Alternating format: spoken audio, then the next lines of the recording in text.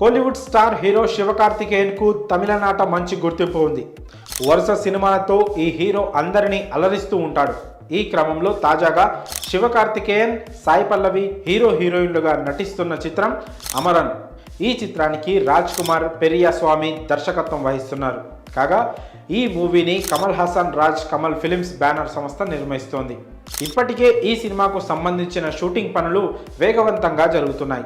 అయితే తాజాగా ఈ చిత్రం పలు వివాదాల్లో చిక్కుకుంది. కమల్ హాసన్తో పాటు శివకార్తికేయన్ను కూడా అరెస్ట్ చేయాలంటూ, ఈ సినిమాను నిలిపివేయాలంటూ పలువురు ఆందోళనకు దిగారు.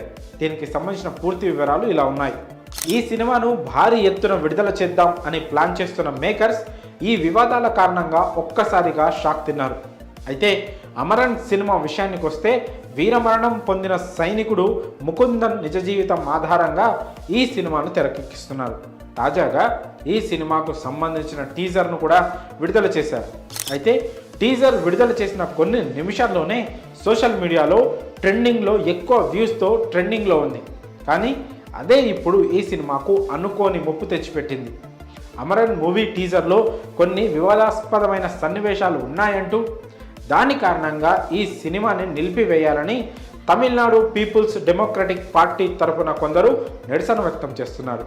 విడుదల చేసిన అమరన్ మూవీ టీజర్లో కాశ్మీరీలు, ముస్లింలను ఉగ్రవాదులుగా మార్చే కొన్ని సన్నివేశాలను చూపించారు.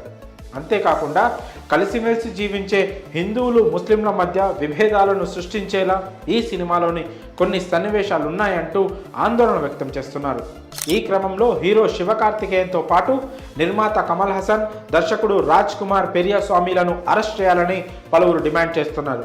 అక్కడితో ఆగకుండా వారి దిష్టి బొమ్మలను సైతం రోడ్డుపై దహనం చేసేందుకు ప్రయత్నించారు. దీంతో పరిస్థితులు అదుపు తప్పడంతో పోలీసులు వారిని అడ్డుకున్నారు. చూడబోతుంటే అమరన్ సినిమాకు రానున్న రోజుల్లో అడ్డంకులు తప్పేలా లేవు. మరి ఈ విషయంపై మీ అభిప్రాయాలను కామెంట్స్ రూపంలో తెలియజేయండి.